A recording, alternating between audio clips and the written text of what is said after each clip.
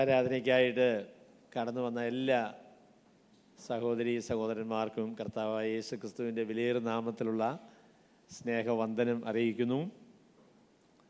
ഇന്ന് ഞങ്ങളോടൊപ്പം ചേർന്ന പ്രിയപ്പെട്ടവർക്ക് പ്രത്യേകമായിട്ട് നന്ദി പറയുന്നു. ഡോക്ടർ ഗോപകുമാർ അല്ലേ, അദ്ദേഹത്തെ കുടുംബമായി ഞങ്ങൾ സ്വാഗതം ചെയ്യുന്നു. അദ്ദേഹത്തെക്കുറിച്ച് കേട്ടിട്ടുണ്ട്.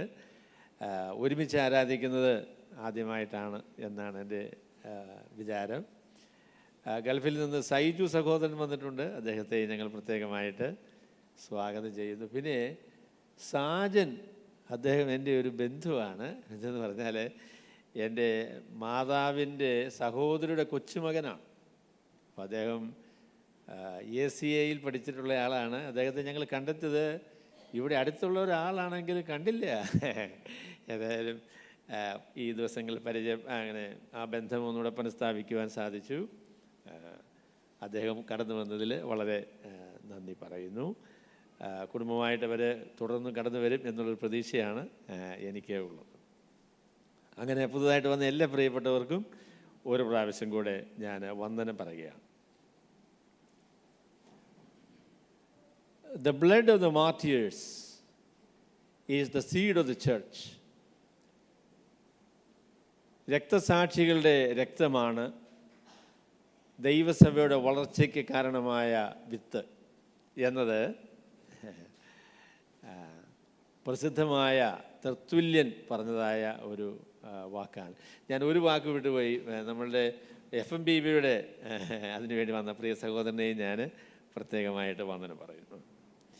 അവിടെ തർത്തുല്യൻ എന്ന് പറയുന്ന വളരെ പ്രസിദ്ധനായ നമ്മളുടെ സഭാപിതാവ് എന്നറിയപ്പെടുന്ന ആൾ, അദ്ദേഹം പറഞ്ഞൊരു പ്രസ്താവനയാണ്: രക്തസാക്ഷികളുടെ രക്തമാണ് ദൈവസഭയുടെ വളർച്ചയ്ക്ക് കാരണമായ വിത്ത് എന്നാണ് അദ്ദേഹം പറഞ്ഞത്. ദൈവസഭയുടെ ചരിത്രം, ദൈവമക്കൾ അവരെ ഫലമേൽപ്പിച്ച വിശുദ്ധ വിശ്വാസത്തിന് വേണ്ടി അവർ ജീവനെ അർപ്പിച്ച ചരിത്രമാണ്. അവരുടെ പ്രാണനെ അവർ വിലയേറിയതായിട്ട് എണ്ണിയില്ല എന്നാണ് ഭക്തന്മാരെക്കുറിച്ച് ദൈവത്തിൻ്റെ വചനം പറയുന്നത്. ക്രിസ്തീയ വിശ്വാസത്തിൻ്റെ ചിഹ്നം കുരിശാണ്. ക്രിസ്തീയ വിശ്വാസത്തിൻ്റെ ചിഹ്നം ക്രൂശാണ്. ക്രൂശ് എന്ന് പറയുന്നത് സഹോദരന്മാരെത്രയും ഇല്ലെന്ന് തോന്നുന്നില്ലേ, അവരുടെ മാലയുടെ അഗ്രത്തിൽ പെൻഡൻ്റായിട്ട് ഉപയോഗിക്കുന്ന ഒരു അലങ്കാര വസ്തുവായിരുന്നില്ല ആദ്യ നൂറ്റാണ്ടിൽ. അത് മനുഷ്യരെ കൊല്ലാനുള്ള അതിക്രൂരമായ ഒരു ഉപകരണം ആയിരുന്നു. That is where people were executed. It was not an ornament. ക്രിസ്തീയ വിശ്വാസത്തിന് വേണ്ടി ദൈവഭക്തന്മാർ അവരുടെ ജീവനെ അർപ്പിച്ചിട്ടുണ്ട്. അത് ക്രിസ്തീയ വിശ്വാസത്തിൻ്റെ ചരിത്രമാണ്. നമ്മുടെ തിരുവട്ടാർ കൃഷ്ണൻകുട്ടി സഹോദരന് പറഞ്ഞതുപോലെ മതങ്ങളും പ്രസ്ഥാനങ്ങളും മനുഷ്യരെ കൊന്നു വളർന്നപ്പോൾ ക്രിസ്തീയ വിശ്വാസം ചത്ത് വളർന്നതാണ് എന്ന് അദ്ദേഹം പറയും. അവിടെ ദൈവസഭ എങ്ങനെയാണ് പ്രതികൂലങ്ങളെ നേരിട്ടത്, അതിന് നടുവിൽ ദൈവം എങ്ങനെയാണ് അവരെ നിലനിർത്തിയത് എന്നതാണ് ഞാനിന്ന് നിങ്ങളോട് പറയാൻ ആഗ്രഹിക്കുന്ന ആശയം. അതാണ് എങ്ങനെയാണ് ദൈവമക്കൾ പ്രതികൂലങ്ങളെ നേരിട്ടത്, എങ്ങനെയാണ് ആ പ്രതികൂലങ്ങളുടെ നടുവിൽ ദൈവം അവരെ നിലനിർത്തിയത് എന്നതാണ് ഞാനിന്ന് പറയാൻ ആഗ്രഹിക്കുന്നത്. എൻ്റെ പ്രസംഗത്തിൻ്റെ തലവാചകമായിട്ട് ഞാൻ ഉപയോഗിക്കുന്നത് ഇന്നത്തെ നാം വായിക്കുന്ന വേദഭാഗത്ത് പറഞ്ഞിരിക്കുന്ന കർത്താവായ യേശു അവൻ്റെ നാമത്തിനു വേണ്ടി അപമാനം സഹിക്കുവാൻ അഭിമാനിക്കുന്നവർ. They consider it a privilege that they could suffer for the name. കർത്താവായ യേശു ക്രിസ്തുവിൻ്റെ നാമത്തെ പ്രതി കഷ്ടമനുഭവിക്കുവാൻ സാധിക്കുന്നത് വലിയ അഭിമാനമായി കരുതിയ വിശുദ്ധന്മാരുടെ ഗണം നമുക്ക് മുൻപിലുണ്ട്. അവരെ ഓർത്ത് ഞാൻ ദൈവത്തിന് നന്ദിയോടെ സ്തോത്രങ്ങൾ അർപ്പിക്കുന്നു. ആധുനിക വിശ്വാസത്തിൽ എന്തിനാ മനുഷ്യർ വിശ്വാസികളായിത്തീരുന്നത്?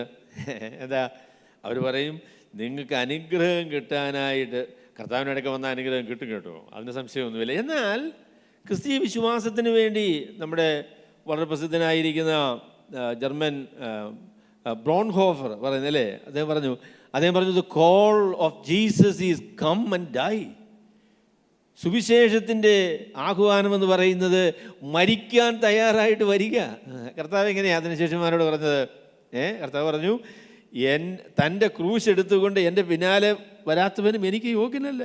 Take up your cross and follow എന്നതാണ് ദൈവവചനത്തിൻ്റെ ആഹ്വാനം. അതാണ്. പിന്നെ കർത്താവിനെ അനുഗമിക്കുന്നതിൽ കുരിശ് മാത്രമൊന്നുമല്ല കേട്ടോ, ഒരുപാട് അനുഗ്രഹങ്ങൾ അതിനോട് ചേർത്തുണ്ട്. എന്നാൽ കുരിശിനെ ഒഴിവാക്കുന്ന, കഷ്ടതയെയും ബുദ്ധിമുട്ടുകളെയും ശ്രദ്ധിക്കാത്ത ഒരു ആധുനിക വിശ്വാസമാണ് ഇന്ന് ലോകത്തിലുള്ളത്.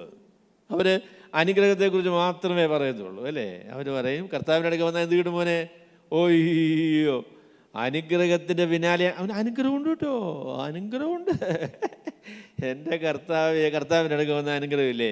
എന്നാൽ കർത്താവിന് വേണ്ടി കഷ്ടം അനുഭവിക്കുവാനുള്ള അത്ഭുതകരമായ ഒരു അവസരവും കൂടെ ദൈവം നമുക്ക് ഒരുക്കുന്നു എന്നതാണ് ഞാൻ നിങ്ങളോട് പറയാൻ ആഗ്രഹിക്കുന്ന വേദഭാഗത്ത് ദൈവത്തിൻ്റെ വചനം നമ്മളോട് പറയുന്നത്.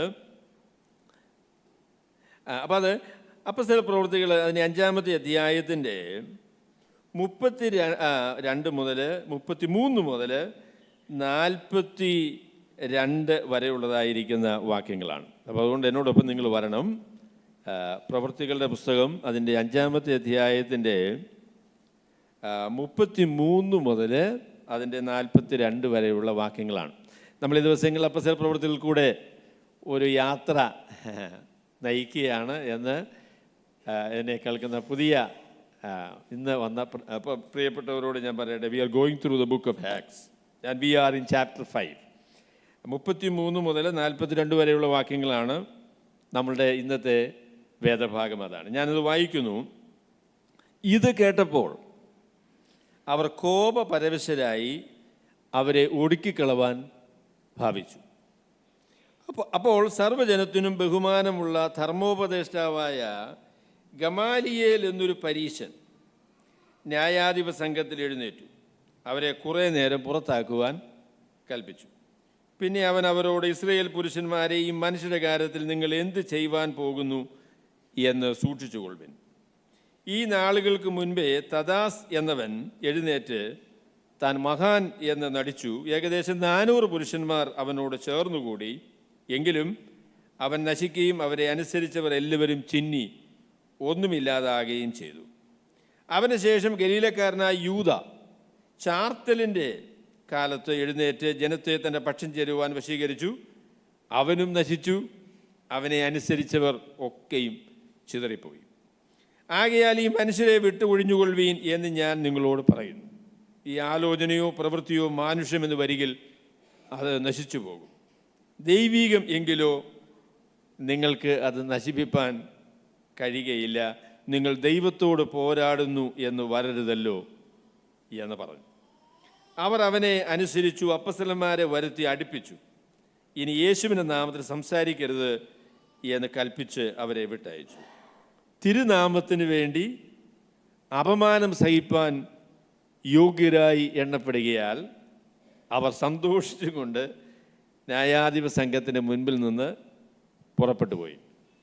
പിന്നെ അവർ ദിനംപ്രതി ദേവാലയത്തിലും വീടുതോറും വിടാതെ ഉപദേശിക്കുകയും യേശുവിനെ ക്രിസ്തു എന്ന് സുവിശേഷിക്കുകയും ചെയ്തുകൊണ്ടിരുന്നു.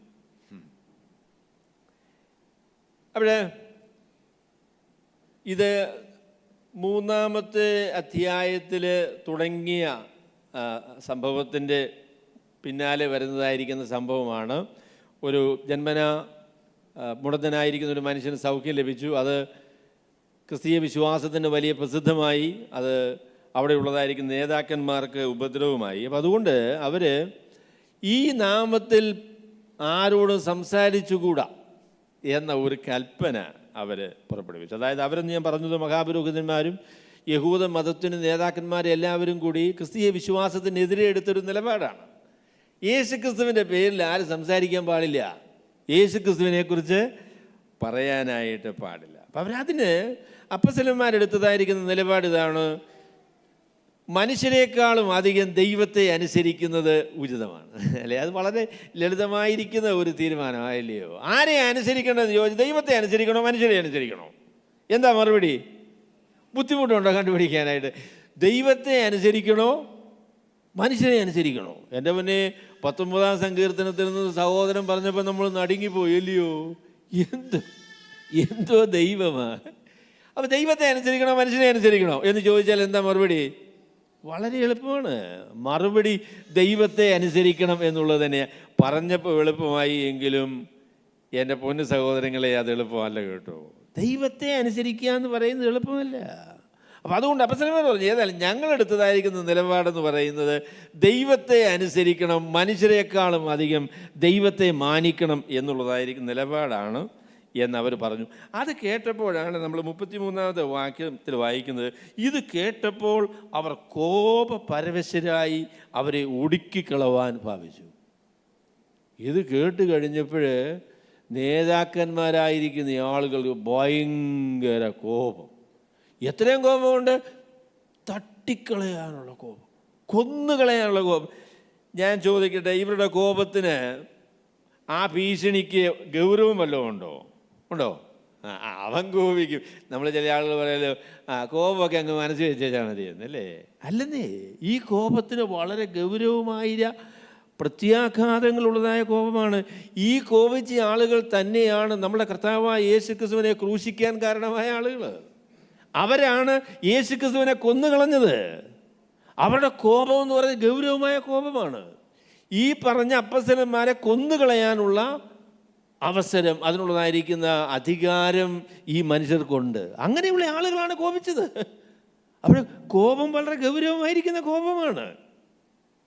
എൻ്റെ പൊന്നു സഹോദരങ്ങളെ, ഞാൻ പറയട്ടെ, ക്രിസ്തീയ വിശ്വാസത്തിന് നേരെ ശത്രുവിൻ്റെ കോപമുണ്ട് എന്നത് നമുക്കൊരിക്കലും, അത് നമ്മൾ വ്യക്തമായി മനസ്സിലാക്കേണ്ട ഒരു കാര്യമാണ്. നാം കർത്താവിൽ വിശ്വസിക്കാനാണ് മനസ്സ് വെച്ചാൽ നമുക്ക് എതിരെ കോപിക്കുന്ന ഒരുപാട് മനുഷ്യരുണ്ട്. നമ്മെ കോപത്തോടെ വീക്ഷിക്കുന്ന ഒരുപാട് ആളുകളുണ്ട്. പ്രതികൂലങ്ങളും പ്രയാസങ്ങളുമുണ്ട്. അത് നമ്മൾ മനസ്സിലാക്കണം, അത് സ്വീകരിക്കണം എന്നതാണ് എനിക്ക് ഒന്നാമത് നിങ്ങളോട് പറയാനായിട്ടുള്ളത്. കർത്താവിനെ അനുഗമിക്കുന്നതിൽ, കർത്താവിനെ അനുസരിക്കുന്നതിൽ ബുദ്ധിമുട്ടുകളുണ്ട്. കർത്താവിനെ അനുസരിക്കുന്നതിൽ പ്രയാസങ്ങളുണ്ട്. അത് എളുപ്പമല്ല എന്ന കാര്യമാണ് ഞാൻ ആദ്യമേ പറയാൻ ആഗ്രഹിക്കുന്നത്. ക്രിസ്തീയ വിശ്വാസം, അതിനെക്കുറിച്ച് ഡോക്ടർ ഹോബർട്ട് ഹെൻഡ്രിക്സ് എന്ന് പറഞ്ഞ ദൈവമനുഷ്യൻ പറഞ്ഞ പ്രസ്താവന ഞാൻ പറയാം. അദ്ദേഹം പറഞ്ഞു, ക്രിസ്തീയ വിശ്വാസം പ്രയാസമാണ് എന്ന് നിങ്ങളാരും പറയരുത്, അത് അസാധ്യമാണ് എന്നേ പറയാമെന്ന് പറഞ്ഞു. ക്രിസ്തീയ ജീവിതം പ്രയാസമാണെന്ന് നിങ്ങളാരും പറയരുത്, അത് അസാധ്യമാണെന്നേ പറയാൻ പാടുള്ളൂ എന്ന് പറഞ്ഞാൽ, സ്വർഗത്തിലെ ദൈവം നമ്മളെ സംരക്ഷിക്കുകയും നിലനിർത്തുകയും ശക്തിപ്പെടുത്തുകയും ചെയ്യുന്നില്ലെങ്കിൽ ഇത് അസാധ്യമായ കാര്യമാണ്. അതിനുവേണ്ടിയാണ് ദൈവം നമ്മളെ വിളിച്ചിരിക്കുന്നത്. വലിയ ബുദ്ധിമുട്ടാകട്ടോ. പ്രതിയോഗികളുണ്ട്, പ്രതിസന്ധികളുണ്ട്, പ്രയാസങ്ങളുണ്ട്, ബുദ്ധിമുട്ടുകളുണ്ട്, ഭീഷണികളുണ്ട്, അപകടമുണ്ട്.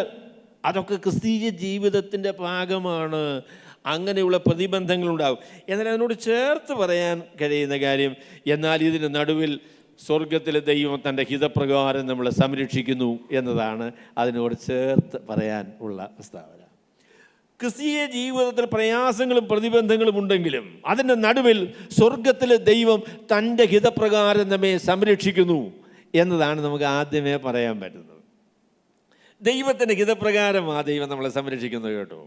നമ്മൾ വിചാരിക്കുന്നത് പോലെയും നമ്മൾ പറയുന്നത് പോലെയും അല്ല. ദൈവം തൻ്റെ ഇഷ്ടപ്രകാരം, തൻ്റെ ഹിതം അനുസരിച്ച്, തൻ്റെ ജ്ഞാനത്തിൽ ദൈവം നമ്മെ സംരക്ഷിക്കുന്നു എന്ന കാര്യമാണ് നമുക്ക് ഈ ഭാഗത്ത് കാണാനായിട്ട് സാധിക്കുന്നത്. എല്ലായ്പ്പോഴും ദൈവം ഒരുപോലെ പ്രവർത്തിക്കുമെന്ന് നമ്മൾ പ്രതീക്ഷിക്കരുത് കേട്ടോ. ദൈവം എല്ലായ്പ്പോഴും ഒരുപോലെ പ്രവർത്തിക്കുന്നത്. ഇതിന് മുന്നമേ ഉള്ള ഭാഗത്ത് അപ്പസ്തലന്മാരെ എങ്ങനെയാണ് ദൈവം സംരക്ഷിച്ചത്? അപ്പസ്തലന്മാരെ സംരക്ഷിച്ചത് അവരെ തടവിലാക്കിയിരുന്ന ആ തടവറയുടെ വാതിലുകൾ രാത്രി ഒരു ദൂതൻ വന്ന് തുറന്നു കൊടുത്തു. നിങ്ങൾ ഈ തടവറയിൽ നിന്ന് പുറത്തു വന്ന് ഈ ജീവൻ്റെ വചനം സകല മനുഷ്യരോടും പറയാൻ പറഞ്ഞു. അത്ഭുതകരമായ രീതിയിൽ ദൈവം ഈ കാരാഗ്രഹത്തിൻ്റെ വാതിലുകൾ തുറന്ന് ദൈവം അവരെ പുറത്തു കൊണ്ടുവന്നു.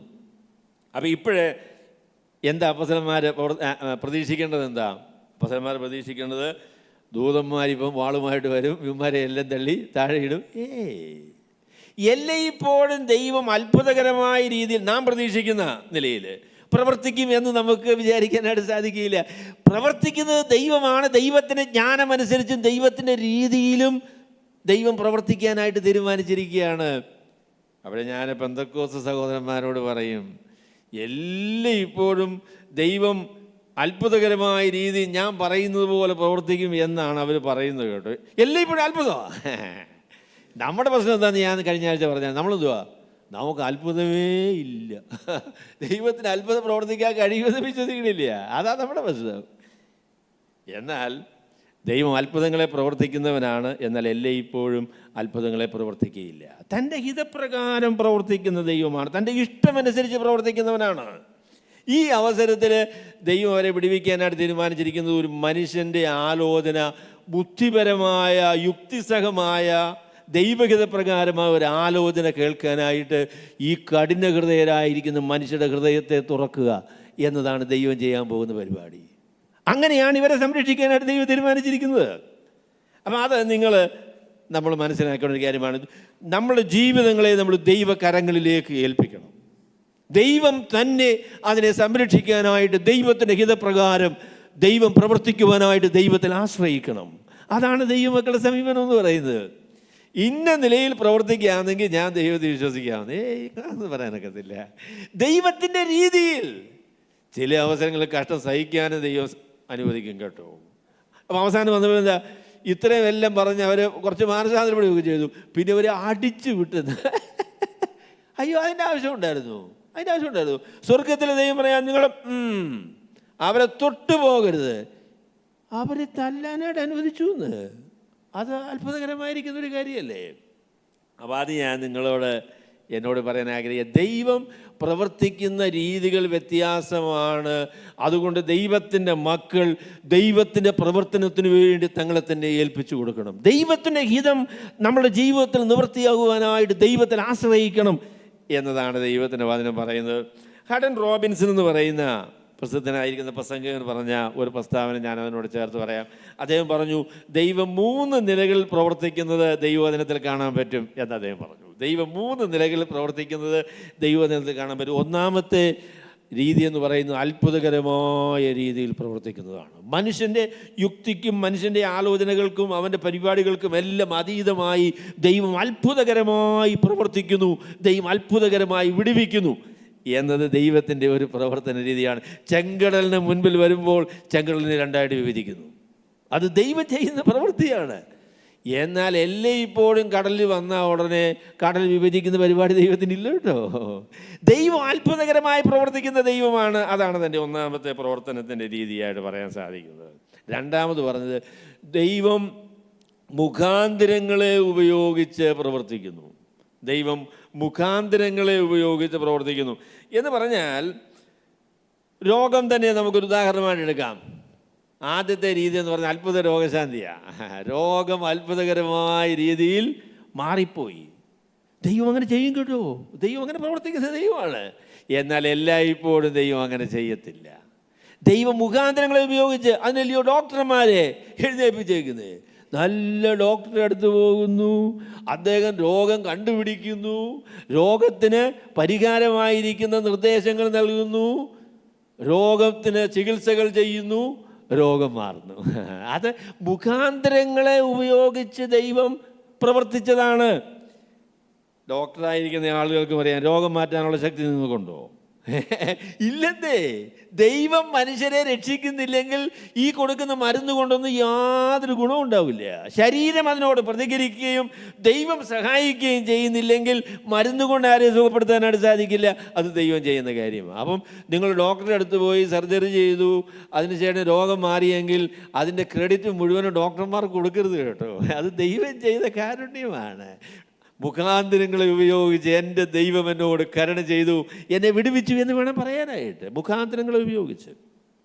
മൂന്നാമത്തെ കാര്യം ഞാൻ പറയാം, ദൈവം സാഹചര്യങ്ങളെയും പ്രതിബന്ധങ്ങളെയും മാറ്റുന്നില്ല, എന്നാൽ അതിനെ നേരിടുവാനുള്ള കരുത്ത് സ്വർഗത്തിൽ ദൈവം നമുക്ക് തരുന്നു എന്നുള്ളതാണ് മൂന്നാമത്തെ രീതി. സാഹചര്യങ്ങളൊന്നും മാറിയില്ല കേട്ടോ. രോഗം മാറിയില്ല, രോഗം വർദ്ധിച്ചതേ ഉള്ളൂ, പ്രതിസന്ധികൾ ഗുരുതരമായതേ ഉള്ളൂ. എന്നാൽ പിടിച്ചു നിൽക്കുവാനുള്ള കരുത്ത്, അതിന് നടുവിൽ നിലനിൽക്കുവാനുള്ളതായിരിക്കുന്ന വിശ്വാസം, ആ കരുത്ത്, അതിനുള്ളതായിരിക്കുന്ന സഹനം, അതിനുള്ളതായിരിക്കുന്ന ശക്തി സ്വർഗത്തിലെ ദൈവം നമുക്ക് പകർന്നു തരുന്നു. അത് മൂന്നാമത്തെ രീതിയാണ് കേട്ടോ.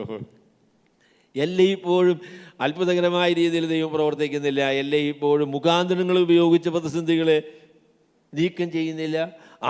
എന്നാൽ എല്ലാ അവസരങ്ങളിലും ദൈവത്തിൽ ആശ്രയിക്കുന്ന ദൈവത്തിൻ്റെ പൈതലിന് ദൈവത്തിൻ്റെ സംരക്ഷണവും ദൈവഹിതത്തിൻ്റെ നിവൃത്തിയും അവൻ്റെ ജീവിതത്തിലുണ്ടാകും. ദൈവം നമ്മളെ സംരക്ഷിക്കും. ചിലപ്പോൾ സംരക്ഷിക്കുന്ന മരണത്തിലൂടെ ആയിരിക്കും കേട്ടോ. നമുക്ക് വിശ്വാസിയെ സംബന്ധിച്ച് മരണം എന്താ? അവസാന വാക്കാണോ? അല്ലെന്നേ.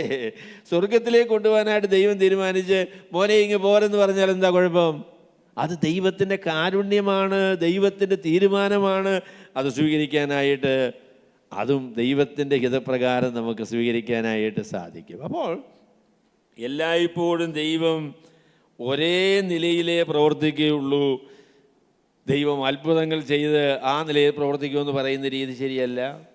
മുഖാന്തരങ്ങൾ ഉപയോഗിച്ച് പ്രവർത്തിക്കും. അത് ദൈവം അങ്ങനെ ചെയ്യുന്ന ദൈവത്തിൻ്റെ രീതി നമുക്ക് കാണാൻ പറ്റും.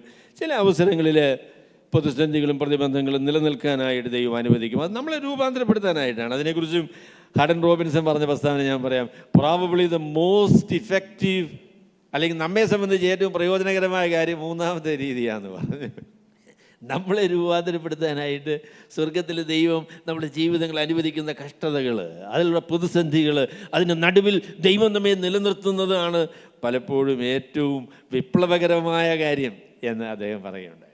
അപ്പം അതുകൊണ്ട് ഇവിടെ ഞാൻ പറയാൻ ആഗ്രഹിക്കുന്ന കാര്യം, ഈ മനുഷ്യന് ഇവരെ തല്ലിക്കൊല്ലാനായിട്ട് ഇവരെല്ലാം കൂടെ തീരുമാനിച്ചപ്പോൾ ഗമാലിയേൽ എന്ന് പറയുന്ന ഒരു പരീശൻ, അദ്ദേഹം ഉണ്ടായിരുന്നു. ഈ സൻഹദ്രി സംഘത്തിലെ അംഗമാണ്. അദ്ദേഹം പറഞ്ഞു, എൻ്റെ പൊന്നു സഹോദരങ്ങൾ, ഒരു കാര്യം ചെയ്യുക, ഈ ആൾക്കാരെ ഒന്ന് അല്പം നേരത്തേക്കൊന്ന് പുറത്ത് കൊണ്ടുപോകും, എന്നിട്ട് എനിക്ക് നിങ്ങളോട് ചില കാര്യങ്ങൾ പറയാനുണ്ട് എന്ന് അദ്ദേഹം പറഞ്ഞു. അപ്പോൾ ഗമാലിയേലിനെ കുറിച്ച് നമുക്ക് പിന്നീട് അറിയാം. ഗമാലിയേലിൻ്റെ പ്രത്യേകത എന്താ? ഗമാലിയേൽ എന്ന് പറയുന്നത് അപ്പോസ്തലനായ പൗലോസിൻ്റെ ഗുരുവ് ആയിരുന്നു. അല്ലെങ്കിൽ ആ കാലഘട്ടങ്ങളിലെ ഏറ്റവും പ്രസിദ്ധനായിരിക്കുന്ന വേദ പണ്ഡിതനാണ് ഗമാലിയേൽ. അദ്ദേഹത്തെക്കുറിച്ച് പറയുന്നത് ഹിലേൽ എന്ന് പറയുന്ന ആളിൻ്റെ കൊച്ചുമകനാണ് എന്ന് അദ്ദേഹത്തെക്കുറിച്ച് പറയുന്നുണ്ട്. കംപ്ലീറ്റ്ലി അതങ്ങോട്ട് തെളിയിക്കാനായിട്ട് പറയാം. He might be the grandson of Hillel. Hillel എന്ന് പറയുന്നത് അവിടുത്തെ രണ്ട് അതിപ്രസിദ്ധനായിരിക്കുന്ന റബിമാരാണ് ഉണ്ടായിരുന്നത്, ഹിലേലും ഷമായിയും. അപ്പോൾ അതിലെ ഹിലേൽ എന്ന് പറയുന്ന ആളിൻ്റെ കൊച്ചുമകനാണ് ഗമാലിയേൽ. അദ്ദേഹം ഇസ്രയേലിലെ അതിപ്രസിദ്ധനായിരിക്കുന്ന ഒരു വേദ പണ്ഡിതനായിരുന്നു. അപ്പോൾ അദ്ദേഹം പറഞ്ഞു, നിങ്ങളൊരു കാര്യം ചെയ്യേ, നിങ്ങൾ വരെ ഒന്ന് പുറത്താക്കി, എനിക്ക് നിങ്ങളോട് ചില കാര്യങ്ങൾ പറയാനുണ്ട്. അപ്പോൾ ഒരു മനുഷ്യൻ്റെ ആലോചന, ദൈവം സ്വാധീനിച്ച ദൈവഹിതപ്രകാരം ചിന്തിക്കുവാൻ കഴിയുന്ന ഒരു മനുഷ്യൻ്റെ ആലോചനയാണ്, അദ്ദേഹത്തിൻ്റെ പ്രബോധനമാണ് ഈ പ്രതിസന്ധിയെ പരിഹരിക്കാനായിട്ട് ദൈവം ഉപയോഗിക്കുന്നത്. എൻ്റെ പ്രിയമുള്ളവരെ, ഞാൻ പറയാം, നമുക്ക് പ്രതിസന്ധികൾ ഉണ്ടാകുമ്പോൾ നമ്മുടെ ഏറ്റവും പ്രധാനപ്പെട്ട ആയുധം എന്ന് പറയുന്നത് പ്രാർത്ഥനയാകട്ടോ. നിങ്ങൾ എന്ത് പ്രതിസന്ധി വന്നാലും പ്രാർത്ഥിക്കണം. എന്നാൽ പ്രാർത്ഥിച്ചാൽ മാത്രം പോരാ. ഈ പ്രതിസന്ധികളെ എങ്ങനെ നേരിടണമെന്നുള്ളതിനെക്കുറിച്ച് ദൈവവചനപ്രകാരം നമ്മൾ ചിന്തിക്കണം. അതിലെന്ത് തീരുമാനമെടുക്കണം എന്നുള്ളതിനെക്കുറിച്ച് ആലോചിക്കണം. ബുദ്ധിയോടുകൂടെ പ്രവർത്തിക്കണം. അതും പ്രശ്നപരിഹാരത്തിന് ആവശ്യമായിരിക്കുന്ന കാര്യമാണ്. ചില ആളുകൾക്ക് പ്രാർത്ഥനയെന്ന് പറയുന്നത് ഒരു എസ്കേപ്പിസമാകും കേട്ടോ. അവർ തീരുമാനവും എടുക്കുകയില്ല, എന്താ ചെയ്യണമെന്നുള്ളതിനെക്കുറിച്ചൊന്നും ചെയ്യുകയുമില്ല, പ്രാർത്ഥിക്കുക എന്നാണ് പറയുന്നത്. ചില സഹോദരങ്ങളോട് ചോദിക്കുമ്പോൾ ഒരു പ്രതിസന്ധിയും ബുദ്ധിമുട്ടുകളും ഉണ്ടാകുമ്പോൾ അവരുടെ ഒരു വാക്കുണ്ട്, അതൊരു എസ്കേപ്പിസത്തിൻ്റെ പ്രസ്താവനയാണ്. പ്രാർത്ഥിക്കാൻ സഹോദര, എൻ്റെ പൊന്നു സഹോദര, പ്രാർത്ഥിച്ചതിന് ശേഷം എന്തെങ്കിലും ഒരു തീരുമാനവും അതിനനുസരിച്ചുള്ളതായിരിക്കും നടപടിയും വേണ്ടേ? അപ്പോൾ പ്രശ്നപരിഹാരത്തിനായിട്ട് ദൈവം പ്രാർത്ഥനയാണ് അതിൻ്റെ ഒന്നാമത്തെ അതിൻ്റെ മുഖാന്തരം എന്നുള്ളത് ശരിയായിരിക്കുമ്പോൾ തന്നെ ദൈവഹിതപ്രകാരമുള്ള ആലോചനകൾ, ദൈവഹിതപ്രകാരമുള്ള തീരുമാനം, അങ്ങനെയുള്ളതായ നിലപാടുകൾ, ഇതൊക്കെ ദൈവസന്നിധിയിൽ ആവശ്യമായിരിക്കുന്ന കാര്യമാണ്. അപ്പം അതുകൊണ്ട് നിങ്ങൾ സദൃശ്യവാക്യങ്ങളും വായിക്കണം കേട്ടോ, കർത്താവിൻ്റെ ഉപദേശങ്ങൾ വായിക്കണം, സുവിശേഷങ്ങൾ വായിക്കണം. അവിടെയൊക്കെ കാണുന്നതെന്ന് ചോദിച്ചാൽ പ്രതിസന്ധികളുടെ നടുവിൽ പ്രാർത്ഥനാപൂർവമുള്ള ബുദ്ധിപരമായിരിക്കുന്ന തീരുമാനങ്ങൾ എടുക്കണം എന്ന കാര്യം ദൈവവചനത്തിൽ നമ്മളോട് പറഞ്ഞിരിക്കുന്ന കാര്യമാണ്. പ്രാർത്ഥിക്കണം, പ്രാർത്ഥിച്ചതിന് ശേഷം ദൈവഹിതപ്രകാരമുള്ള ബുദ്ധിപരമായ യുക്തിസഹമായ ഏറ്റവും അനുയോജ്യമായ തീരുമാനങ്ങൾ എടുക്കുവാനുള്ള ഉത്തരവാദിത്വമുണ്ട്. അപ്പം അതുകൊണ്ട് ഈ സഹോദരൻ എന്ന് അദ്ദേഹത്തെ വിളിക്കുക, അദ്ദേഹം വിശ്വാസിയായിത്തീർന്നോ എന്നൊന്നും അറിയത്തില്ല. പക്ഷേ ഇദ്ദേഹത്തിൻ്റെ പറച്ചിലൊക്കെ കേട്ടിട്ട് ഒരു വിശ്വാസിയാകാനുള്ള സാധ്യതയുണ്ടെന്ന് ഇദ്ദേഹത്തെക്കുറിച്ച് തോന്നുന്നു. അദ്ദേഹത്തെക്കുറിച്ച് പിന്നീട് ചരിത്രത്തിൽ അദ്ദേഹം ക്രിസ്തു വിശ്വാസിയായോ എന്നൊന്നുമുള്ളതായിരിക്കുന്ന ഒരു പ്രസ്താവന ഇല്ല. എങ്കിലും സെയിൻ ഹോഡ്ജസ് എന്ന് പറയുന്ന ഒരു പ്രസിദ്ധനായ പ്രസംഗകൻ പറഞ്ഞ് ഞാൻ കേട്ടിട്ടുണ്ട്. അദ്ദേഹം പറഞ്ഞു, he thinks that he might have become A believer. Gamaliel ഒരു വിശ്വാസിയായി തീർന്നു കാണും എന്ന് അദ്ദേഹം വിശ്വസിക്കുന്നു എന്നാണ് അദ്ദേഹം അതിനെക്കുറിച്ച് പറഞ്ഞത്. ഏതായാലും ശരി, അദ്ദേഹം പറഞ്ഞ കാര്യത്തെക്കുറിച്ചാണ് ഞാൻ രണ്ടാമതേം പറയാൻ പോകുന്നത്. ഒന്നാമത് ഞാൻ പറഞ്ഞത്, ജീവിതത്തിൽ പ്രതിസന്ധികളും ബുദ്ധിമുട്ടുകളും കർത്താവിനെ അനുസരിക്കുന്നവർക്കുണ്ട് എന്നത് നമ്മൾ മനസ്സിലാക്കണം. അതിൻ്റെ നടുവിൽ ദൈവം ദൈവഹിത പ്രകാരം നമ്മളെ സംരക്ഷിക്കും എന്നുള്ളതിൽ നമ്മൾ ഉറയ്ക്കണം. അതാണ് ഞാൻ ഒന്നാമത് നിങ്ങളോട് പറഞ്ഞത്. There are problems in our life when we are following Christ. കർത്താവായ യേശു ക്രിസ്തുവിനെ അനുഗമിക്കാനായിട്ട് തീരുമാനിക്കുമ്പോൾ പ്രശ്നങ്ങളും പ്രയാസങ്ങളും ഉണ്ടാവും. എന്നാൽ ആ പ്രശ്നങ്ങളുടെയും പ്രയാസങ്ങളുടെയും നടുവിൽ സ്വർഗത്തിലെ ദൈവം തൻ്റെ ഹിതപ്രകാരം നമ്മളെ സംരക്ഷിക്കുമെന്ന് നമുക്ക് ഉറപ്പാക്കുവാനായിട്ട് സാധിക്കുമെന്നതാണ് ഞാൻ ആദ്യമേ നിങ്ങളോട് പറയാൻ ആഗ്രഹിക്കുന്നത്. രണ്ടാമത് പറയാൻ ആഗ്രഹിക്കുന്ന കാര്യം ഇദ്ദേഹം പറഞ്ഞ കാര്യമാണ്. അദ്ദേഹം പറഞ്ഞ കാര്യം വളരെ ലളിതമായിരിക്കുന്ന ഒരാശയമാണ്. അദ്ദേഹം പറഞ്ഞത് വളരെ ലളിതമായിരിക്കുന്ന ഒരാശയമാണ്. ശലോമോൻ രാജാവ് പറഞ്ഞതായിരിക്കുന്ന ആശയമാണ്. അല്ലെങ്കിൽ അതിൻ്റെ വേറൊരു രൂപത്തിൽ അദ്ദേഹം പറഞ്ഞത്, യഹോവ വീട് പണിയാതെ ഇരുന്നാൽ പണിയുന്നവർ വൃഥാ അധ്വാനിക്കുന്നു, യഹോവ പട്ടണം കാക്കാതെ ഇരുന്നാൽ കാവൽക്കാരൻ വൃഥാ ജാഗരിക്കുന്നു. സ്വർഗത്തിലെ ദൈവം ഒരു പരിപാടിക്ക് അനുകൂലമല്ലെങ്കിൽ ആ പ്രവർത്തനം വിജയിക്കുകയില്ല എന്നതാണ് അദ്ദേഹത്തിൻ്റെ പ്രസ്താവനയുടെ ആദ്യ ഭാഗം. അതാ, ദൈവം ഒരു പരിപാടിയിലില്ല എങ്കിൽ ആ പരിപാടി വിജയിക്കുകയില്ല എന്നതാണ് നമ്മളോട് ഗമാലിയേൽ എന്ന് പറയാനുള്ളതായിരിക്കുന്ന കാര്യം. അത് ബൈബിളിലെ വളരെ പ്രസിദ്ധമായ വളരെ വളരെ വ്യക്തമായിരിക്കുന്ന ഒരു കാര്യമാണ്. യഹോവ വീട് പണിയാതെ ഇരുന്നാൽ പണിയുന്നവർ വൃഥാ അധ്വാനിക്കുന്നു, യഹോവ പട്ടണം കാക്കാതെ ഇരുന്നാൽ കാവൽക്കാർ വൃഥാ ജാഗരിക്കുന്നു. വെറുതെ ഇരിക്കുകയുള്ളൂ. ദൈവം നമുക്ക് അനുകൂലമല്ലെങ്കിൽ നമ്മളെ പ്രവർത്തനങ്ങൾ പരാജയപ്പെടും എന്ന് നമുക്ക് ഉറപ്പിക്കാം. അതുകൊണ്ട് ഗമാലിയേൽ പറഞ്ഞതുപോലെ പറഞ്ഞു, എൻ്റെ പൊന്നു സഹോദരങ്ങളെ, ഒരു കാര്യം നിങ്ങൾ മനസ്സിലാക്കണം. നമ്മൾ പണിയുന്നതും നമ്മൾ ചെയ്യുന്ന കാര്യങ്ങളൊക്കെയും ദൈവഹിതപ്രകാരമാണ്, ദൈവത്തിൻ്റെ ഇഷ്ടപ്രകാരമാണ്, ദൈവത്തിൻ്റെ വശത്ത് നിന്നുകൊണ്ടാണ് എന്നുള്ള കാര്യം ഉറപ്പാക്കണം. അത് വളരെ ലളിതമായിരിക്കുന്ന കാര്യമാണെങ്കിലും നമ്മൾ അത്രയും ഗൗരവമാക്കാത്ത കാര്യമാണ്. നിങ്ങൾ എന്തെങ്കിലും ചെയ്യാൻ പോകുന്നുണ്ടെങ്കിൽ ദൈവത്തിൻ്റെ ഇഷ്ടം അനുസരിച്ചാണോ എന്നത് നിങ്ങളുടെ ഒരു പ്രധാന ഒരു പരിഗണനയാണോ? നമ്മൾ എന്തെങ്കിലും വർത്തമാനം പറയാൻ പോകുന്നുണ്ടെങ്കിൽ ദൈവത്തിൻ്റെ ഇഷ്ടപ്രകാരമാണോ ഞാൻ ഈ പറയാൻ പോകുന്നത്? അവിടെ ഒരിക്കലും ഒരു മനുഷ്യന് പാസ്റ്ററും സെക്രട്ടറിയും കൂടെ വഴക്ക് കിട്ടും. പാസ്റ്ററും സെക്രട്ടറിയും കൂടെ വഴക്കായ വേദന സെക്രട്ടറി പാസ്റ്റർക്ക് 2 അടിയും കൊടുത്തു. അത് കഴിഞ്ഞപ്പോൾ സഭാംഗങ്ങളെല്ലാവരും വളരെ പ്രയാസത്തിലായി. അവിടെ പറഞ്ഞു, ഈ സെക്രട്ടറിയോട് പറഞ്ഞു, പാസ്റ്ററെ അടിച്ചതിന് നിങ്ങൾ ക്ഷമ ചോദിക്കണം എന്ന് പറഞ്ഞു. അപ്പോൾ സെക്രട്ടറിയുടെ മറുപടി അദ്ദേഹം പറഞ്ഞു, ക്ഷമ ചോദിക്കുകയല്ല, അദ്ദേഹത്തിൻ്റെ കാലേ വീണ് എന്ത് അതിനും ക്ഷമ ചോദിക്കാൻ ഞാൻ തയ്യാറ്. ഇവന് 2 അടി കൊടുക്കണമെന്ന് എനിക്കുണ്ടായിരുന്നുള്ളത്. അടി കൊടുക്കാനുള്ളത് കൊടുത്തല്ലോ, കൊടുത്തേച്ച് ഇനിയും എന്ത് ചെയ്യാം? ക്ഷമ ചോദിക്കുവോ, കാലെ പിടിക്കുവോ, എന്ത് വേണേലും ചെയ്യാം. അത് കൊള്ളാം, അപ്പണി കൊള്ളാം അല്ലേ? എൻ്റെ പൊന്നു സഹോദരങ്ങളെ, നമ്മൾ ദൈവഹിത പ്രകാരമേ കാര്യങ്ങൾ ചെയ്യുകയുള്ളൂ എന്ന് പറയുകയും എന്നാൽ അതേ സമയത്ത് തന്നെ ചെയ്യാനുള്ളതങ്ങ് ചെയ്യുക. പിന്നെ നമുക്ക് എന്ത് ചെയ്യാം? ബാക്കി കാര്യമൊക്കെ പിന്നീട് ചെയ്യാം. പറയാനുള്ളത് പറയുക അല്ലേ? ഭാര്യയും ഭർത്താവും കൂടെ വഴക്കാണ്. അപ്പോൾ ഭർത്താവ് പറയാണ്, ഞാൻ പറയുന്ന കാര്യമേ, ദൈവഹിത പ്രകാരമുള്ള കാര്യമേ ഭാര്യയോട് പറയാൻ പാടുള്ളൂ അല്ലേ? അങ്ങനെയല്ലേ പറയാൻ പാടുള്ളൂ? നല്ല കാര്യം. ഏതായാലും ഭാര്യയോട് പറയാനുള്ളത് അങ്ങ് പറയുക അല്ലയോ? അതിന് ശേഷം പിന്നെ നമുക്ക് കാര്യങ്ങളൊക്കെ പരിഹരിക്കാം. ഭർത്താവിനോട് പറയാനുള്ളതോ ഒന്ന് പറയുക, പിന്നെ അത് ദൈവഹിത പ്രകാരം ആരുന്നോ അതൊക്കെ ഉള്ളത് പരിശോധിക്കാവുന്നത്. അയ്യോ, അത് ആ നിലയിലല്ലല്ലോ. ഗമാലിയേൽ പറയുന്നത്, ദൈവത്തിൻ്റെ വചനം പറയുന്നതായിരിക്കുന്ന പ്രസ്താവന, നാം ദൈവത്തിനെതിരെ നിൽക്കുന്നുവെങ്കിൽ, ദൈവം നമ്മോടുകൂടെ ഇല്ലെങ്കിൽ നമ്മുടെ പരിപാടികൾ പരാജയപ്പെടും. അത് നമുക്ക് ദോഷമാണ്, അത് നമുക്ക് ശാപമാണ്, അത് നമുക്ക് ദുരിതമാണ് എന്ന കാര്യം നമ്മൾ ഉറപ്പാക്കണം. കർത്താവ് നമ്മളോട് ഇല്ലെങ്കിൽ ഈ പണിക്ക് പോയിട്ട് യാതൊരു കാര്യമില്ല. We have to make sure that we are on the side of God. ദൈവത്തിൻ്റെ പക്ഷത്ത് നിൽക്കുന്ന ആളുകളാണ്, ദൈവ ഇഷ്ടപ്രകാരം ജീവിക്കുവാൻ ആഗ്രഹിക്കുന്നവരാണ് എന്നതാണ് നമ്മളുടെ ഏറ്റവും വലിയ പ്രത്യേകത. നമ്മളുടെ പ്രത്യേകത എന്താ? നമ്മളെക്കുറിച്ച് എന്താ പറയേണ്ടത്? കർത്താവിനോട് പറഞ്ഞാൽ അത് ചെയ്യുന്ന ആളുകളാണ്, അല്ലേ? കർത്താവിനെ അമ്മ കാനാവിലെ കല്യാണത്തിന് പറഞ്ഞ പോലെ അവൻ എന്തെങ്കിലും പറഞ്ഞാൽ അങ്ങനെ തന്നെ ചെയ്യുക എന്ന് പറഞ്ഞു. നമ്മുടെ ജീവിതത്തിൻ്റെ പ്രത്യേകത എന്ന് പറയുന്നത് ദൈവഹിത പ്രകാരം ദൈവം പറയുന്നത് പോലെ ചെയ്യാനായിട്ട് മനസ്സുള്ള ആളുകളാണ് എന്നതാണ്. അപ്പോൾ അതുകൊണ്ട് വളരെ അതിനെക്കുറിച്ച് അദ്ദേഹം ഒരു വിശദീകരണം കൂടെ പറഞ്ഞു കേട്ടോ. അദ്ദേഹം വിശദീകരണം പറഞ്ഞു, ദൈവഹിത പ്രകാരം അല്ലെങ്കിൽ കുറച്ച് നാളൊക്കെ നിൽക്കും, അത് കഴിഞ്ഞതിന് ശേഷം അത് ഇല്ലാതാകുമെന്ന് പറഞ്ഞു. അതാണ് അദ്ദേഹത്തിൻ്റെ. തദാസ് എന്ന് പറയുന്ന ഒരു മനുഷ്യനെ കുറിച്ച് പറഞ്ഞു, അധികം വലിയ ആളാണെന്നൊക്കെ വിചാരിച്ച് അയാൾ കുറേ കളിയൊക്കെ കളിച്ചു. പക്ഷേങ്കിൽ അവൻ്റെ കാര്യം കഴിഞ്ഞപ്പോൾ അവരുടെ കൂടെ പോയ ആൾക്കാരെല്ലാം ചിതറിപ്പോയി, ആ പരിപാടി പരാജയപ്പെട്ടു.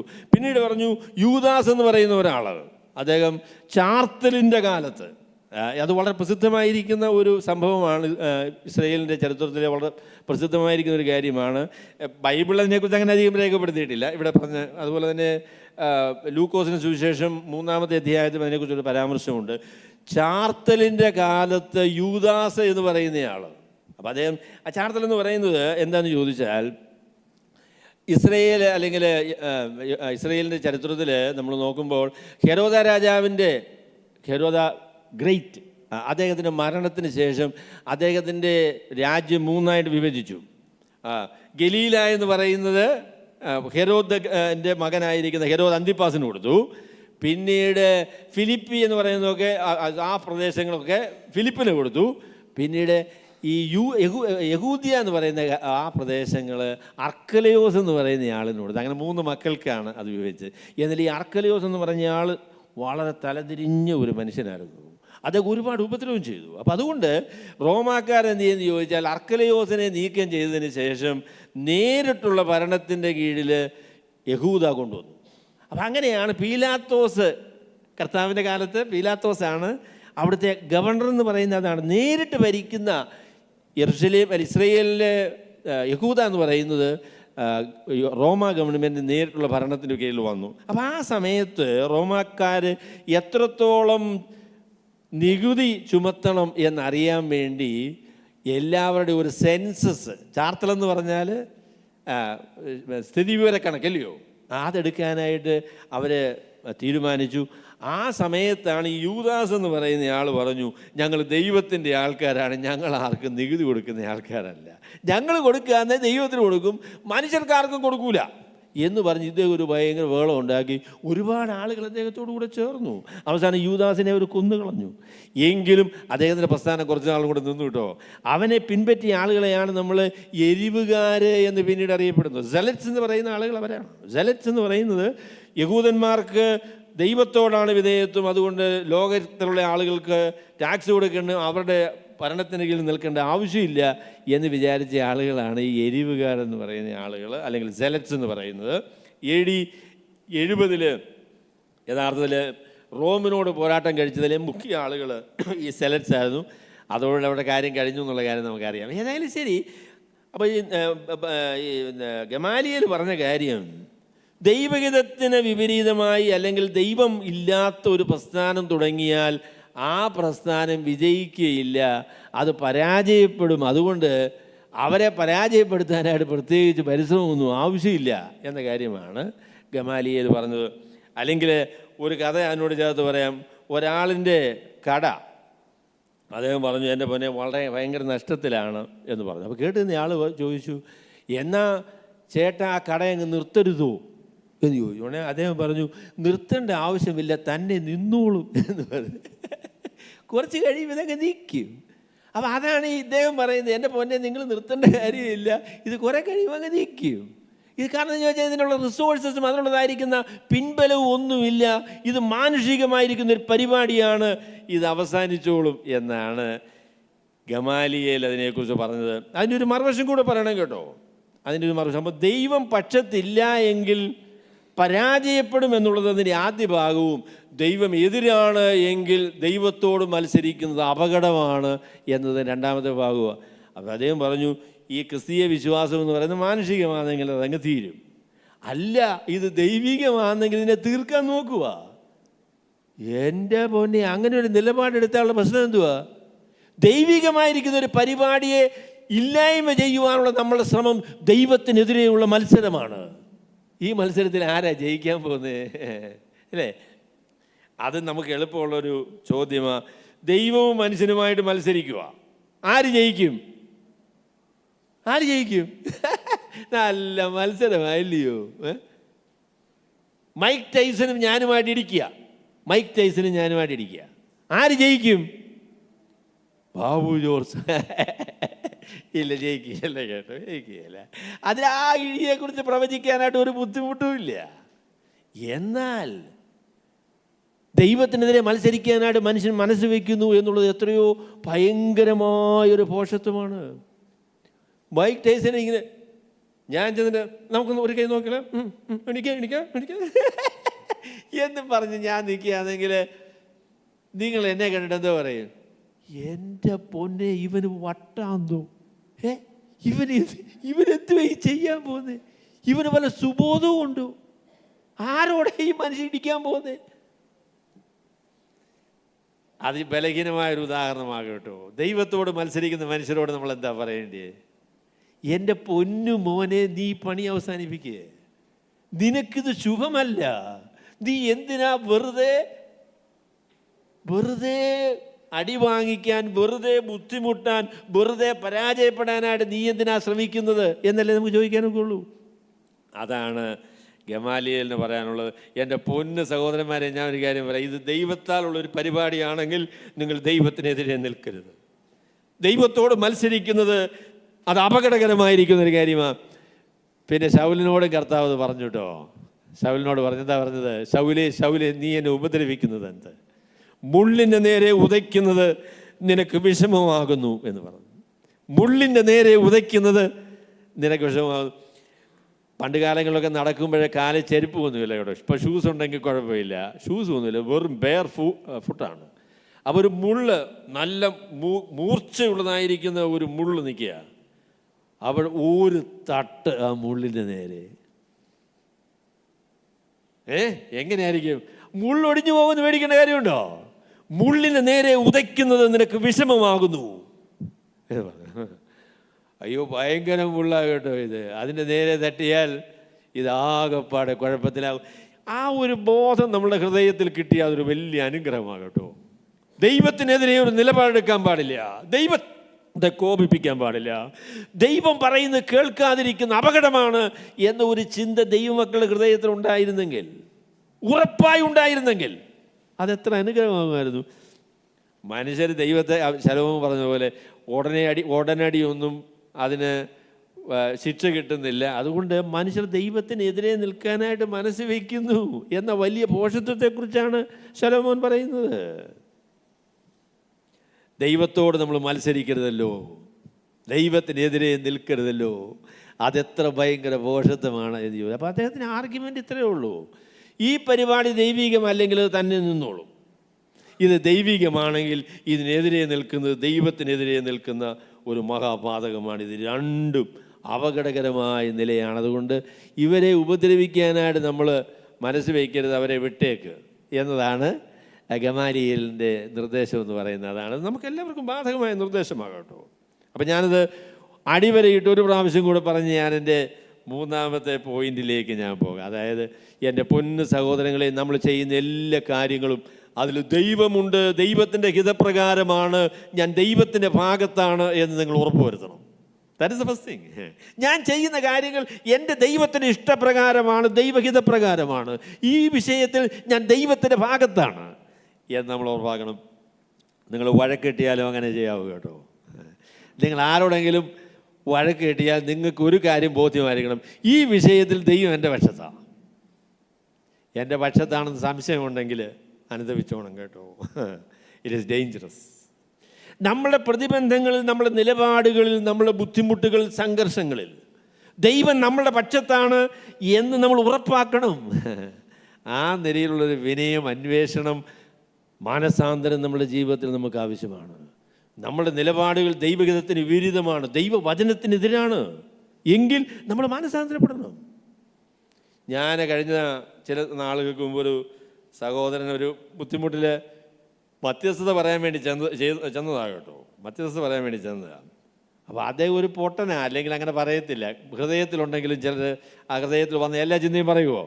അപ്പോൾ ഇയാൾ പറയുക, ദൈവം എനിക്കെതിരാന്നേലും ഞാൻ സമ്മതിക്കരുത്. വിശ്വാസിയാ, പച്ചയായിട്ട് പറയുക, ഈ വിഷയത്തിൽ ദൈവം എനിക്കെതിരാണെങ്കിലും ഞാൻ സമ്മതിക്കില്ല. എൻ്റെ പൊന്നെ, ദൈവത്തിനെതിരെ നിൽക്കാൻ പറ്റുമെന്ന് ഈ പുഴുവായിരിക്കുന്ന മനുഷ്യൻ പറയുക, വിശ്വാസി. എന്തൊരു ഭയങ്കരമായ നിലപാടാണ്. നമ്മളാരും അത് മനസ്സ് തുറന്ന് പറയത്തില്ല കേട്ടോ. പക്ഷേ നമ്മുടെ ഹൃദയത്തിലുള്ള ചിന്തയുണ്ട്, തമ്പുരാൻ എതിർത്താലും ഞാൻ സംഭവിക്കൂല. എത്ര അപകടകരമായൊരു നിലയാതല്ലേ, എത്ര അപകടകരമായ കാര്യം. നമ്മുടെ നിലപാടുകൾ ദൈവത്തിൻ്റെ വചനത്തിനെതിരാണെങ്കിൽ, നിങ്ങളോട് ക്ഷമിക്കാൻ പറഞ്ഞത് നിങ്ങൾ ക്ഷമിക്കുകയില്ല എന്ന് ഹൃദയത്തിൽ തീരുമാനിച്ചാൽ, കർത്താവ് പറഞ്ഞു നിങ്ങൾ ക്ഷമിക്കാൻ പറഞ്ഞു, നമ്മളെന്താ പറയും, കർത്താവ് അങ്ങനെയൊക്കെ പറയും, ഞാൻ ക്ഷമിക്കത്തില്ല. അയ്യോ, അങ്ങനെയാന്നു? എൻ്റെ പൊന്നുമോനെ ക്ഷമ ചോദിക്കേ, തമ്പുരാൻ പറഞ്ഞതല്ലേ, അതല്ലേ നമ്മൾ ചെയ്യേണ്ടത്. ദൈവത്തിനെതിരെ ഒരു നിലപാട് സ്വീകരിക്കുവാൻ നമുക്ക് കഴിയുമോ? അപ്പോൾ അതാണ് ഞാൻ ആദ്യമേ പറയാൻ ആഗ്രഹിക്കുന്നത്. ദൈവം എൻ്റെ പക്ഷത്താണ് എന്ന് നമ്മൾ ഏത് പ്രതിസന്ധിയിലും ഉറപ്പാക്കണം. ദൈവം നമ്മോട് കൂടെ ഉണ്ടെങ്കിൽ നമുക്കൊന്നും ഭയപ്പെടാനില്ല. ദൈവം നമ്മളോടുകൂടെ ഇല്ലെങ്കിൽ മറ്റെന്ത് സാഹചര്യം അനുകൂലമാണെങ്കിലും നമ്മുടെ സ്ഥിതി വളരെ മോശമാണ്. ദൈവം നമുക്ക് അനുകൂലമാണ്. നാം ദൈവത്തോട് ചേർന്ന് നിൽക്കുന്നു, ദൈവത്തോട് മത്സരിക്കുന്നില്ല, ദൈവം പറയുന്നത് കേൾക്കുന്നു എന്നത് തന്നെയാണ് നമ്മുടെ ജീവിതത്തിൻ്റെ ഏറ്റവും വലിയ അനുഗ്രഹം. അതാണ് ഇത് രണ്ടാമത് പറയാനുള്ളതാണ്. മൂന്നാമത് പറയാനുള്ളത് ഇവരെടുത്ത തീരുമാനത്തെക്കുറിച്ചാണ് കേട്ടോ. ഇവരെടുത്ത തീരുമാനം എന്താണെന്ന് ചോദിച്ചാൽ, ഇതൊക്കെ പറഞ്ഞു അപ്പം കുറച്ച് മനസ്സാന്തരം വന്നു കേട്ടോ. മുഴുവൻ മനസ്സാന്തരം വിടില്ല, കുറച്ചൊരു മനസ്സാന്തരം വന്നു. എന്നിട്ട് അവർ അവനെ അനുസരിച്ചു. അവർ അവനെ കൊല്ലാൻ തീരുമാനിച്ചതാണ്, കൊല്ലാനായിട്ട് തീരുമാനിച്ചതാ. അപ്പം അവനെ അനുസരിച്ചു, അപ്പസ്തലന്മാരെ വരുത്തി അടുപ്പിച്ചു. ഓ, അത് ശരി. മാനസാന്തരം വന്നു, അനുസരിച്ചു, പക്ഷെങ്കിൽ അടുപ്പിച്ചു. ശരി, യേശുവിൻ്റെ നാമത്തിൽ സംസാരിക്കരുത് എന്ന് കൽപ്പിച്ച് അവരെ വിട്ടയച്ചു. അപ്പോൾ അതിനെക്കുറിച്ച് ഒരു കമൻറ്റേറ്റർ പറഞ്ഞ്, അടുപ്പിച്ചു എന്ന് പറഞ്ഞത് എത്ര അടിച്ചു എന്ന് അവിടെ പറഞ്ഞിട്ടില്ലെങ്കിലും ഭയങ്കര അടിയാണ് കേട്ടോ. ഒരു പക്ഷേ അപ്പോസ്തലനായ പൗലോസ് പറഞ്ഞതുപോലെ 1 അടി ആയിരിക്കാം, അറിയില്ല. We don't know for sure, could be. അപ്പോൾ അടി കിട്ടിയെന്ന് പറഞ്ഞത് ചെറിയ അടിയൊന്നുമല്ല കേട്ടോ. ചാട്ടമാറെന്ന് പറയുന്നത് മനുഷ്യനെ കൊല്ലാൻ ഉപയോഗിക്കുന്ന, അവരെ 40 അടിയൊക്കെ അടിച്ചാൽ ചാകിയല്ലായിരിക്കും, എങ്കിലും ഭയങ്കര ഉപദ്രവം ഉണ്ടാക്കാൻ കഴിയുന്ന വിധത്തിലുള്ള പ്രഹരമാണ്. ഒരു മയവുമില്ലാത്ത അടിയാണ് കേട്ടോ, ഒരു മയവുമില്ലാത്ത അടിയാണ്. അവരെ അടിച്ചു. എന്നിട്ട് അതിനുള്ള പ്രതികരണമാണ് ഞാൻ പറയാൻ ആഗ്രഹിക്കുന്നത്. ഈ അടി കിട്ടിയപ്പോൾ എന്താ അവർ പറഞ്ഞേ? ഈ പണിക്കിറങ്ങി എന്തൊരു ഭയങ്കര പരിപാടിയാണ്, ഇറങ്ങിയപ്പം മുതലേ ദുരിതമാണ്, ഇതിനിറങ്ങരുതെന്ന് ഞാൻ നേരത്തെ പറഞ്ഞതാണ്. ഇതാകെപ്പാട് ബുദ്ധിമുട്ടാണ്, അടിയുടെ പുറകെ അടി, എന്തുവാ ഇത്? അങ്ങനെയാന്ന് പറഞ്ഞാലെന്ന് തിരുനാമത്തിനു വേണ്ടി അപമാനം സഹിപ്പാൻ യോഗ്യരായി എണ്ണപ്പെടുകയാൽ അവർ സന്തോഷിച്ചുകൊണ്ട് ന്യായാധിപ സംഘത്തിൻ്റെ മുൻപിൽ നിന്ന് പുറപ്പെട്ടു പോയി.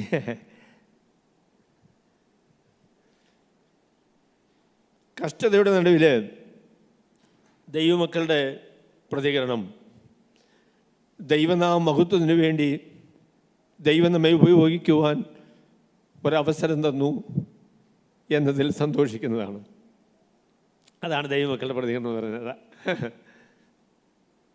ജീവിതത്തിൻ്റെ പ്രതിസന്ധികളിൽ, പ്രതികൂലങ്ങളിൽ, പ്രയാസങ്ങളിലുള്ള ദൈവമക്കളുടെ പ്രതികരണം എന്ന് പറയുന്നത് ദൈവനാമ മഹത്വത്തിനു വേണ്ടി, വിശ്വാസത്തിന് വേണ്ടി, കർത്താവിന് വേണ്ടി അപമാനം സഹിക്കുവാനുള്ളൊരു അവസരം, ആ ബഹുമാനം സ്വർഗത്തിലെ ദൈവം എനിക്ക് തന്നു എന്നതിലുള്ള സന്തോഷമാണ്. അതാണ് ദൈവമക്കളുടെ പ്രതികരണം. അങ്ങനെയാണോ? ആണോ? എന്നെ അടിച്ചാൽ ഞാൻ സമ്മതിക്കില്ല കേട്ടോ. ആരെങ്കിലും എന്നെ ഒന്ന് തുറിച്ചു നോക്കിയാൽ തന്നെ എനിക്കിഷ്ടമല്ല. എന്നോട് എന്തെങ്കിലും പറഞ്ഞാലും എനിക്കിഷ്ടമല്ല. അപ്പം ഞാനതിനെക്കുറിച്ച് ചിന്തിച്ചപ്പോൾ അത്രയും ഭക്തി എനിക്കുള്ളത് അതിന് കാരണം. ബുദ്ധിമുട്ടുകളും പ്രയാസങ്ങളും ഉണ്ടാകുമ്പോൾ കർത്താവേ, നിൻ്റെ നാമത്തിനു വേണ്ടി ഈ കഷ്ടം അനുഭവിക്കുവാൻ അവസരം എനിക്ക് ലഭിച്ചല്ലോ എന്ന് ചിന്തിക്കാനുള്ള മനസ്സ് അല്ലേ? അയ്യോ, എന്തൊരു മനസ്സാത്! ബുദ്ധിമുട്ടുകൾ വരുമ്പോൾ ഞാൻ ഈ കഷ്ടം എന്തിനാണ് അനുഭവിക്കുന്നത്? എൻ്റെ കർത്താവിന് വേണ്ടിയാണ്. എൻ്റെ കർത്താവ് ആരാണ്? ഈ കർത്താവ് എന്നെ ഈ കഷ്ടം അനുഭവിക്കുവാൻ, കർത്താവിന് വേണ്ടി ഈ അപമാനം അനുഭവിക്കാനുള്ള ഒരു അവകാശം, അതിനുള്ള പദവി എനിക്ക് തന്നല്ലോ എന്നതാണ് അപ്പോസ്തലന്മാർ പ്രതികരണത കേട്ടോ. പ്രതികൂലങ്ങളും പ്രയാസങ്ങളും ഒന്നും അവരുടെ സമർപ്പണത്തിൽ നിന്ന്, അവരുടെ തീരുമാനങ്ങളിൽ നിന്ന് പിന്മാറ്റുവാൻ കാരണമായിട്ട് വന്നില്ല. കഷ്ടം അനുഭവിക്കുവാനുള്ള മനസ്സ്, കർത്താവിന് വേണ്ടി അപമാനം സഹിക്കുവാനുള്ള മനസ്സ് അവർക്ക് ഉണ്ടായിരുന്നു. അതാണ് എനിക്ക് എന്നോട് ചോദിക്കാനുള്ളത്, നിങ്ങളോട് ചോദിക്കാനുള്ളത്. കർത്താവിന് വേണ്ടി അപമാനം സഹിക്കാനുള്ള മനസ്സുണ്ടോ? ബുദ്ധിമുട്ട് സഹിക്കാനുള്ള മനസ്സുണ്ടോ? കഷ്ടത സഹിക്കാനുള്ള മനസ്സുണ്ടോ? ഇല്ലെങ്കിൽ കർത്താവിനെ ദൈവികത പ്രകാരം അനുഗമിക്കാൻ സാധിക്കില്ല കേട്ടോ. കർത്താവിനെ പ്രതി, കർത്താവിൻ്റെ നാമത്തിൽ കഷ്ടം സഹിക്കാൻ, വിട്ടുകളയുവാൻ, ക്ഷമിക്കുവാൻ, പൊറുക്കുവാൻ, അതിനൊക്കെ ഒരു മനസ്സില്ലാത്ത ആളുകൾ കർത്താവിൻ്റെ സ്വഭാവമുള്ള ആളുകളല്ല. അപ്പോസ്തലന്മാരെ പിന്തുടർച്ചക്കാരല്ല. വിശ്വാസികളുടെ ആ മഹനീയമായ ഉദാഹരണത്തിന്, അവരുടെ സാക്ഷ്യത്തിന് ചേരുന്ന നിലയിലുള്ള ആളുകളല്ല. നമ്മൾ സാധാരണ മനുഷ്യരാണ്. ഇന്ന് കഷ്ടം അനുഭവിക്കുന്നതൊക്കെ വിട്ടുകളഞ്ഞു കേട്ടോ. അതൊക്കെ വിട്ടുകളഞ്ഞു. ആരാ കഷ്ടം അനുഭവിക്കുന്നത്? യേശുക്രിസ്തുവിനെ പ്രതി, തിരുനാമത്തിന് വേണ്ടി, ഫോർ ദിസ് നെയിം. അന്ന് ക്രിസ്ത്യാനി എന്നുള്ള പേരൊന്നും ആയിട്ടില്ല കേട്ടോ. അവരെന്ന് ചോദിച്ചാൽ യേശുക്രിസ്തുവിൻ്റെ നാമം, അതാണ് അവരെ തിരിച്ചറിയാനുള്ള മുഖമുദ്ര എന്ന് പറയുന്നത്. അതാണ് the name of Jesus. We are associated with Christ. യേശുക്രിസ്തുവിനോട് കൂടെ ചേർന്ന് നിൽക്കുന്ന ആളുകളാണ് ഞങ്ങൾ എന്നതാണ് അവരുടെ പ്രത്യേകത എന്ന് പറയുന്നത്. അപ്പോൾ അവർ ഈ നാമത്തിന് വേണ്ടി കഷ്ടം അനുഭവിക്കുവാൻ ചെറിയ ബുദ്ധിമുട്ടൊന്നും ആയിരുന്നില്ല കേട്ടോ. കുനിഞ്ഞു നിർത്തി ചാട്ടവാറുകൊണ്ട് ശരീരത്തിൽ തൊലിയൊക്കെ പൊളിഞ്ഞു പോകത്തക്ക രീതിയിൽ അടിക്കുന്ന അവസരത്തിൽ മുഖത്ത് നോക്കി ഒരു ചിരി. കരച്ചിലുണ്ട് കേട്ടോ, കരയാതിരിക്കാൻ പറ്റത്തില്ല, വേദനയില്ലയോ, ഭയങ്കര കരയും. പക്ഷേങ്കിൽ ആ കരച്ചിൽ കഴിഞ്ഞൊരു ചിരി. എന്താന്ന് ചോദിച്ചു, ഇതൊരു പദവിയായിട്ടാണ് ഞങ്ങൾ കണക്കാക്കുന്നത് എന്നാണ് അവർ പറഞ്ഞത്. This is an honour, this is an honour. ഇതൊരു പദവിയാണ്. സ്വർഗത്തിലെ ദൈവം ഇതിന് യോഗ്യരായിട്ട് ഞങ്ങളെ എണ്ണിയല്ലോ. കർത്താവിന് വേണ്ടി കഷ്ടം അനുഭവിക്കുവാൻ ഞങ്ങളെ യോഗ്യരായി എണ്ണിയ കർത്താവിന് സ്തോത്രം, കർത്താവിന് മഹത്വം. ദൈവമക്കളുടെ പ്രതികരണം അതാണ്. ഇന്ന് നമ്മൾ കർത്താവിനെ എങ്ങനെയാണ് പിൻപറ്റുന്നത്? എന്തെങ്കിലും സഹിക്കുമോ? എന്തെങ്കിലും ബുദ്ധിമുട്ട് സഹിക്കാനായിട്ട് മനസ്സുണ്ടോ? എന്തെങ്കിലും വിട്ടുകളയുമോ? ക്ഷമിച്ചു കൊടുക്കുമോ? ഒക്കെ പിടിച്ചു നിർത്തിയിരിക്കുകയാണ്. ഇത് തിരുനാമത്തിന് വേണ്ടിയല്ല കേട്ടോ, ഇത് സ്വയത്തിന് വേണ്ടിയാണ്, ഇത് സ്വാർത്ഥതയ്ക്ക് വേണ്ടിയാണ്, അധികാരത്തിന് വേണ്ടിയാണ്. ഞാൻ എന്നോടാണെന്ന് പറഞ്ഞതേ, ഇതല്ലേ എന്നോടാണ്. പത്രോസ് അപ്പോസ്തലൻ ചെറിയ ആളാണോ? ആണോ? നിന്റെ അല്ലെ കർത്താവ് പറഞ്ഞു, നീ പത്രോസാകുന്ന ഈ പാറമേൽ ഞാൻ സഭയെ പണിയും, പാതാള ഗോപുരങ്ങൾ അതിന് ജയിക്കുകയില്ല. സ്വർഗത്തിൻ്റെ അല്ലേ താക്കോല് ഞാൻ നിനക്ക്, സ്വർഗരാജ്യത്തിൻ്റെ താക്കോൽ ഞാൻ നിനക്ക് തരുന്നു. എൻ്റെ പൊന്നെ, പത്രോസ് എന്ന് പറഞ്ഞാൽ കൂടിയ ആളാണ്. അത്രയും വലിയ ആളുകൾ നമ്മുടെ നാട്ടിലെങ്ങും ഇല്ല കേട്ടോ, ആരുമില്ല. പത്രോസിനെ പോലെ വലിയ ആളൊന്നുമില്ല. അപ്പോസ്തലന്മാരിൽ ശ്രേഷ്ഠനായിരിക്കുന്ന പത്രോസ് കുനിഞ്ഞ് നിൽക്കുക കേട്ടോ.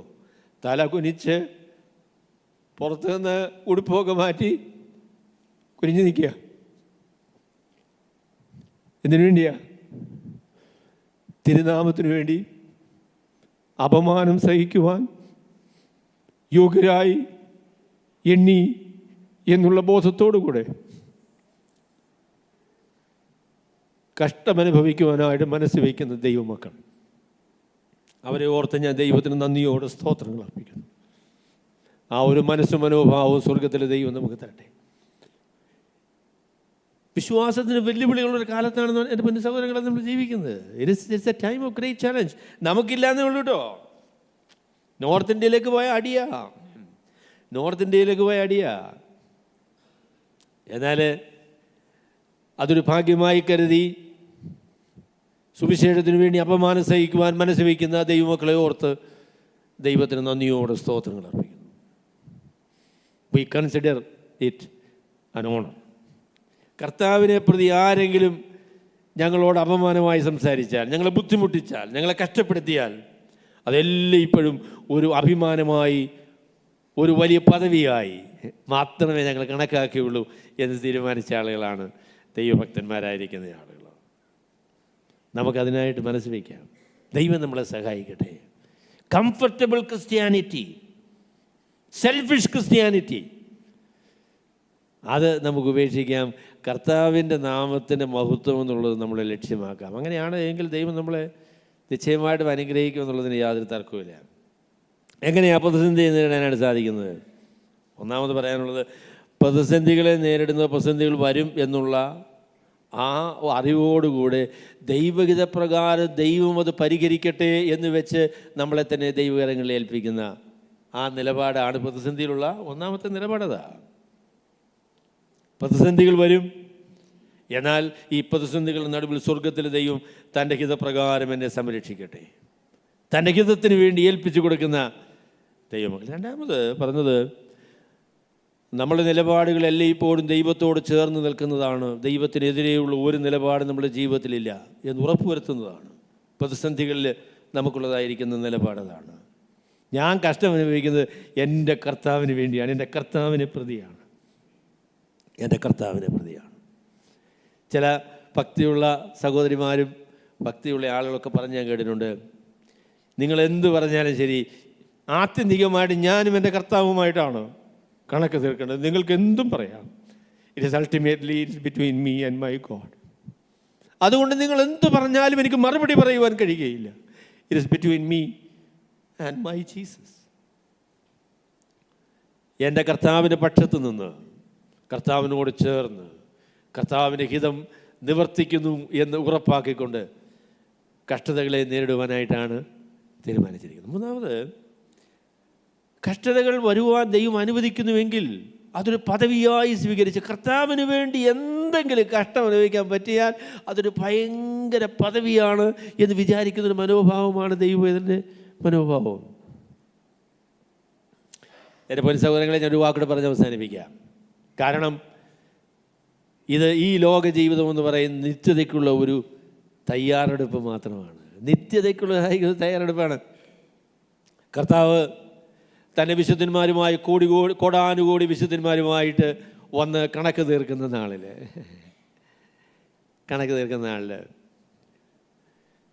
സഹോദരൻ ഇങ്ങോട്ട് മുമ്പോട്ട് വന്നാട്ടെ എന്ന് കർത്താവ്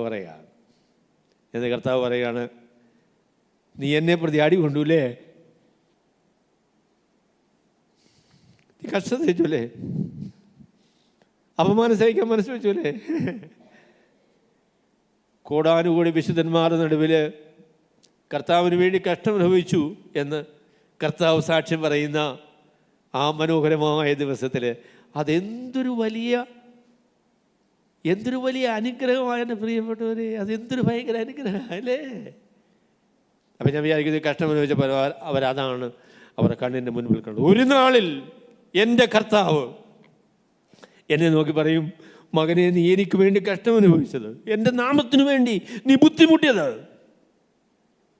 അത് എൻ്റെ പേരിലാണ് എന്നുള്ളത് ഞാൻ അംഗീകരിക്കുന്നു, ഞാൻ നിന്നെ മാനിക്കുന്നു എന്ന് പറയുന്നൊരു ദിവസമുണ്ട് എന്ന് അവർക്കറിയാമായിരുന്നു. We live for Christ because we know it is a day is coming when he is going to be the King of Kings and the Lord of Lords. ആ കർത്താവിന് വേണ്ടി നിൽക്കുന്നതും അവന് വേണ്ടി കഷ്ടം സഹിക്കുന്നതും അവനോട് വിശ്വസ്തത പുലർത്തുന്നതുമാണ് നമ്മുടെ ജീവിതത്തിൻ്റെ ഏറ്റവും വലിയ അനുഗ്രഹം. അത് തന്നെയാണ് നമ്മുടെ ലക്ഷ്യം. സ്വർഗത്തിലെ ദൈവം അതിനായിട്ട് നമ്മളെ പ്രാപ്തിപ്പെടുത്തട്ടെ, അതിനായിട്ട് നമ്മളെ സഹായിക്കട്ടെ, ബലപ്പെടുത്തട്ടെ എന്ന് പ്രാർത്ഥിച്ചുകൊണ്ട് ഞാൻ എൻ്റെ വാക്കുകളെ ചുരുക്കുന്നു. ദൈവം നമ്മളെല്ലാവരെയും അനുഗ്രഹിക്കുമാറാകട്ടെ.